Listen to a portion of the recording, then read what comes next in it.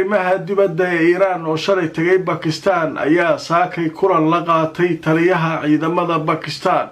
iyagoo ka wada hadlay qorshaha Iiraan ee dhanka wada hadallada Mareykanka. maxaa ka jira wararka sheegaya inuu is-casilay Qaalibaaf oo iska casilay inuu hogaamiyo madaxa wadaxaajoodka Iiraan.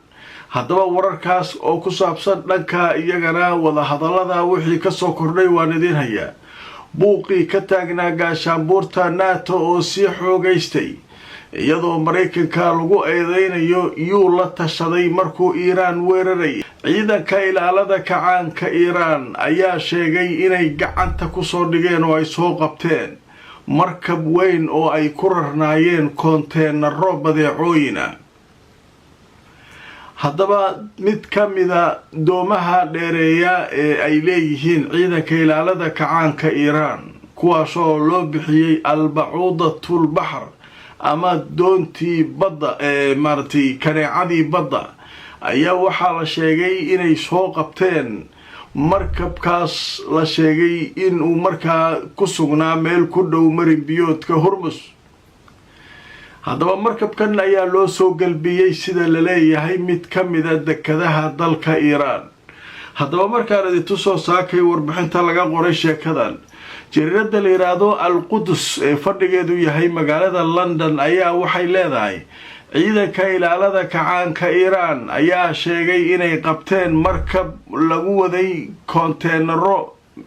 oo markaa ku sugnaa Hormuz.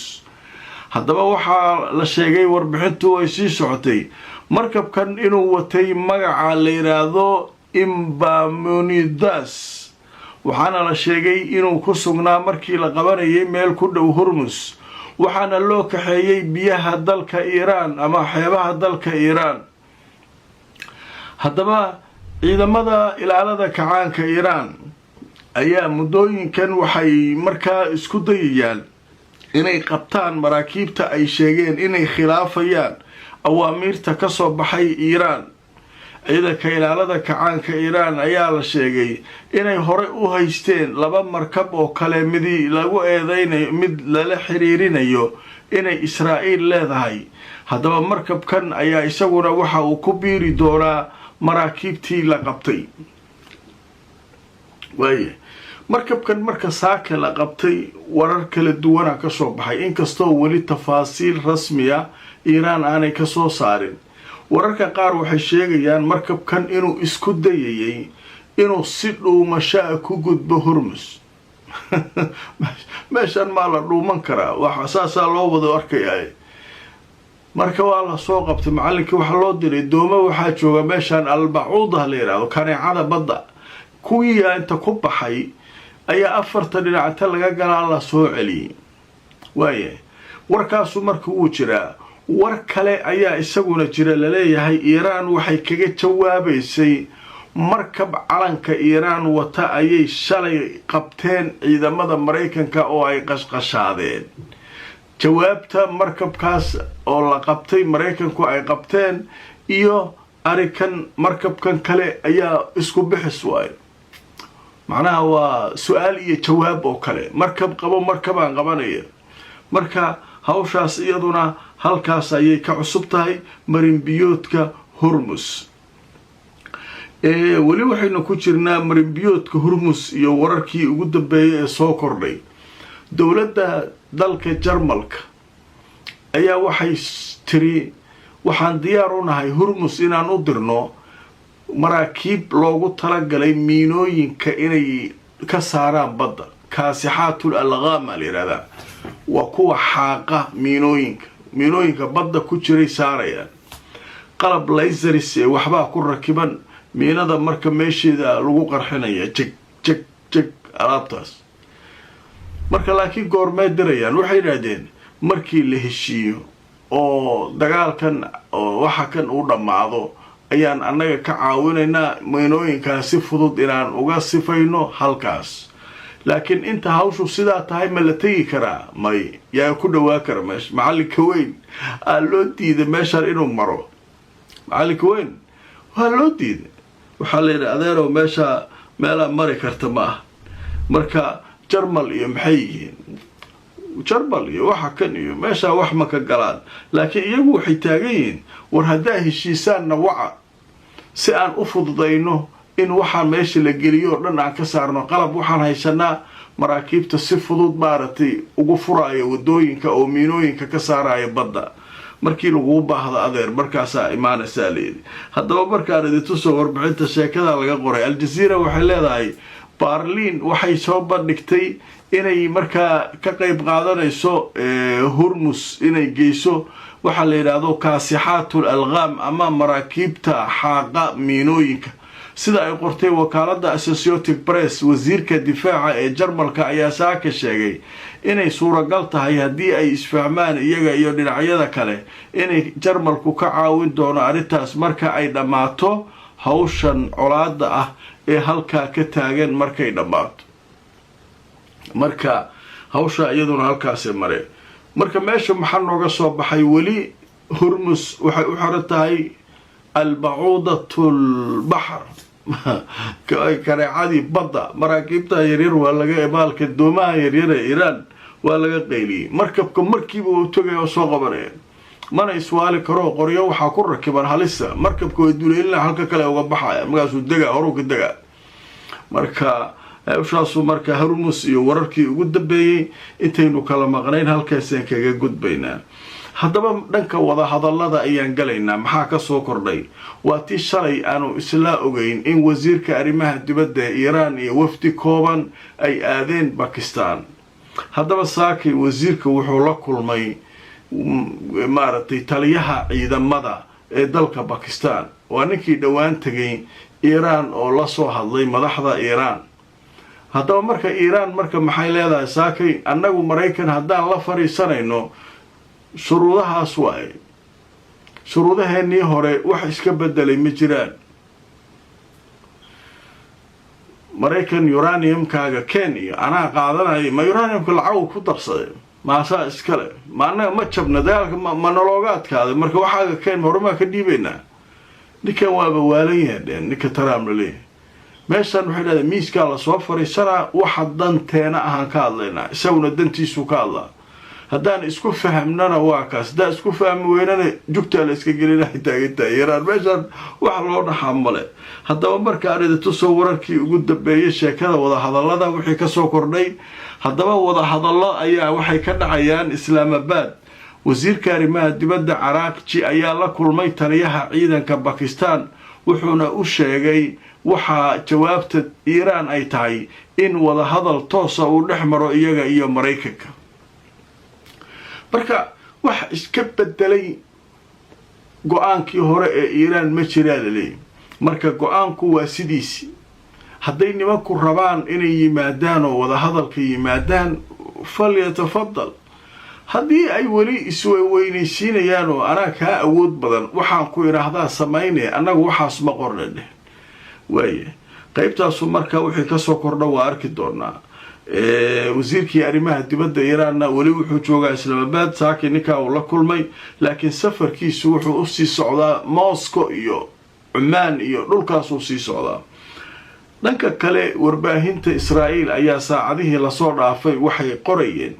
ninka Qalibaaf la yiraahdo gudoomiyaha baarlamaanka Iran oo wada hadalladan qaabilsan ayaa iscasileed marka iscasilaadiisu wuxuu leeyahay wuxuu iska casilay inuu madax u noqdo gudida wada xaajoodka ee Mareykanka la xaajoonaysa laakiin gudoomiyihiisa baarlamaanka ma aha okay marka muxuu isku casilay leeyahay wuxuu isku casilay leeyihiin asaga iyo waxa isfahmi waayay nimankan madaxda kala marka meesha waxay ka muujinayaan inuu isfahmi waa Iiraaniyiinta dhexdeeda jiro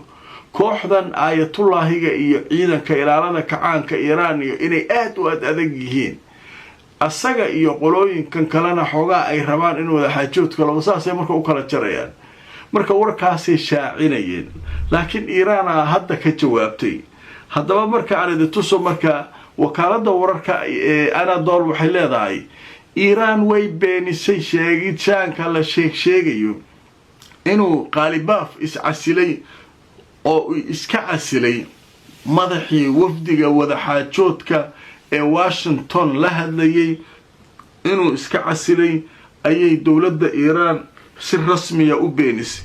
waxayna ku tilmaantay waxa ay fidinayaan warbaahinta iyo Israa'iil iyo kuwa reer galbeedku inay yihiin kuwo aan waxba ka jirin mawjida marka iiraan iyaduna warkaasi kaga jawaabtay marka iyagu iska sawiranayaan waa qiyaasaya waxa la qaalibaaf muxuu u bixi waayay oo u aadi waayay Islaamabad iiraan waxa leedahay annaga wada xaajood maba u aadin ba Islaamabad wasiirkeena arrimaha dibadda safar dibadda dhowr wadan oo aaday Islaamabad oo ka bilaaba kadibna halkaas uu ka soconaya marka sheekadu marka halkaas mare dhanka kale Al Jazeera waxay leedahay mas'uuliyiin Mareykan iyo Israa'iiliyiin ayaa laga soo xigtay in wada xaajood aanu jirin Islaamabad oo macnaha wada xaajoodku sidii Mareykanku ay u filayeen inaanu ahayn Mareykanku waxay moodayeen Iiraan inay u timid inay Mareykanka la hadasho adeero annaga kuma imaanayno mowqifkeenu waa kii hore haddaba markaanida tuso mas'uuliyiin Mareykan iyo kuwa Israa'iiliyiin ayaa waxaa la sheegayaa inay ka hadleen inay fashilmeen oo macnaha ay wareereen wada hadaladii oo marka Iiraanna aysan tanaasul sameynaynin marka Iiraan waxba tanaasul ma sameynayso arinkaas ayaana keenay leeyihiin in maaragtay wada xaajoodku rajo badan aan laga qabin marka markii hore wada xaajood ma jirin nookan marka hadii aad waxa kan aan doonayno sameynaysaa faliyo tafadal hadii kalena isla weyntiin oo annaga wax walba adika ahaada wixii taagantahay Iiraan marka wada xaajoodka iyaguna wararkaas ayaa ka soo kordhay dhanka kale NATO buuq ayaa ka jiray tan iyo markii Trump iyo kooxdiisu ay sheegeen Spain inay ka saareen gaashaanbuurta NATO arrinka waxa la yiri sharci ma aha wadan inuu wadan ka saaro NATO hore uga hadalnay hadda marka wali arrinkii waa sii xoogaysanaalee Mareykanku marka maxay leeyihiin dawladihii dagaalka Iiraan nala gala aan niri ee NATO ee diiday waa ciqaabayna maxaan ugu ciqaabaysaa taageen marka nin mas'uul sare ah oo gaashaanbuurta NATO raggii madaxda ka soo noqday ayaa marka war soo saaray haddaba markaan tuso Al Jazeera waxa leedahay mas'uul hore oo ka tirsan gaashaanbuurta NATO ayaa wuxuu yiri Washington waxay bilowday dagaal iyada oo aan wax tala ah oo aan la tashi samaynin xulafadeeda NATO iyo Canada iyo dadkan waxaanu dhan ciday la tashatay mare Trump madaxiisu ka helay Netanyahu dhageystay dagaal oo iska galay oo nagta laga saaray ayuu wuxuu leeyahay NATO kaalay ku soo biir anaga ma nagala tashatay taagi annagu ma adiga iska ka daba kacayna sa adiga Netanyahu u daba kacday ma ku daba kacayna meesha NATO waxa leedahay qawaaniin leedahay dala iska duula dad kale iska aada waa la kaalmeynaa warma NATO qawaaniinta ay ku dhisan tahay qodobka sharaad wuxuu yahay wadan ka tirsan gaashaanbuurta NATO haddii dhulkiisa la soo weeraro wadan kale soo weeraro waxay ka dhigan tahay NATO oo dhan dhulkeeda in la soo weeraray marka wadankaas waa la difaacaya laakiin adeero waa baxaya cidna ka tala gelin maayo waa iska duulaya Iiraan dhaleeraan ku duulaya markii Iiraan aan dhaqaajin waayo nagta laga saaro oo si fiican la ii garaaco NATO kaalaya waa iska imaanayna miya waxaas adeero kaama yeelaneen marka waxa leeyahay buuqa gaashaanbuurta NATO oo si xoogaysanaya marka ma waqtigii burburaysa la joogaa ma sidee wax yihiin lama yaqaano kulli Trump adduunkii oo dhan oo ku galgashay adduunkii oo dhan marka xal halkaas ayuu joogaa uu maraya haddaba qadar xayisiisa kadib waxaan u gudbaynaa haddii alla idmo wararka soo kordha qaybaha wararka cusub wixii ku jira ayaynu idin la wadaagi Israa'iil ayaa waxa la leeyahay waxay wadaa siyaasad ay ku baabi'inayso dhulka Lubnaan guryihii duminaysa way gubaysaa beerihii dhulkii oo dhan way banaynaysaa macnaha siyaasadda al-ardul mahruuqa leedahay dhulka la gubay dhulkaas oo dhan markay gubto dhul banaan u noqonaya dad degi kara male wax u soo dhawaan kara male ciidankeeda soo galay difaaciye ka sameeyay sida Gaza oo kale ay ka sameeyeen ayay rabaan dhulka Lubnaan oo dhan inay markaas sida ku galaan marka meeshaa buuq fara badanaa ka taagan. dowladdii lubnaan waxay leedahay war annaga aawo heshiiskii aa galnay. israa'iil marka waxay leedahay inta waa junuubi lubnaan, macnaha meesha xisbullah joogaan waa koonfurta lubnaan. xisbullah marka waxay leeyihin war adinka kaale doqonnimadiina washingtona kula soo hadlaysaa nimankan, meeshan annaga aan ka dagaalamayno nimankan israa'iiliyiinta aan ka dhicinayno lubnaan ma aha miya, ma dhul kala ah? see waxay idinka yihiin? marka siyaasaadkaas ayaa marka waxaa leeyahay hadda aad maaragtay uga socda dhanka koonfurta lubnaan. xisbullahina waxay sheegeen saakay inay gubeen qaar ka mida aaliyaadkii iyo qalabkii ay doonayeen inay guryo cusub ku burburiyaan koonfurta lubnaan. marka xisbullah dagaalkaasi ku jirtaa. nimankan guryaha dadka burburinaya inay soo degaan raba dhulkan oo banaysanaya ayay dagaal kula jirtaa. dowladdii lubnaanna washingtona lagu mashquulinaa. trumpa inta uu istaagaya, madaxweyne ku-xigeenka, wasiirka gaashaandhigga, safiiradii wixii oo dhan dhoola tusaa looga wadaa, halkanna ka adeegaa la leey. marka waxay leeyihin nimanka dowladda lubnaanana ay leh niman doqomiina way dheh, nimankaa waxa ka jira maa warkooda. marka sheekada lubnaan iyo israa'iil iyaduna halkaasay ka qasan tahay, way socotaa. haddaba waa arki doonaa wixii akhbaaraad oo kale ee soo kordha. barnaamijyadayda dambe ayaan maantoo sabdiga idinkula wadaagi doonaa. laygareeya oo sheergareeya barnaamijka fadlan, si in badan oo naga mid ah barnaamijka ay u gaaraan oo ay uga faa'iidaystaan. haddaad nagu cusub tahay ha iloobin inaad subscribe ka samaysato youtube-ka si aad mar walba barnaamijyadan u hesho. sidoo kale haddaad cusub tahay facebookana follow garay. inta aan mar kale barnaamijka lamida ku kulmayno asxaabay meel kastoo aad joogtaan.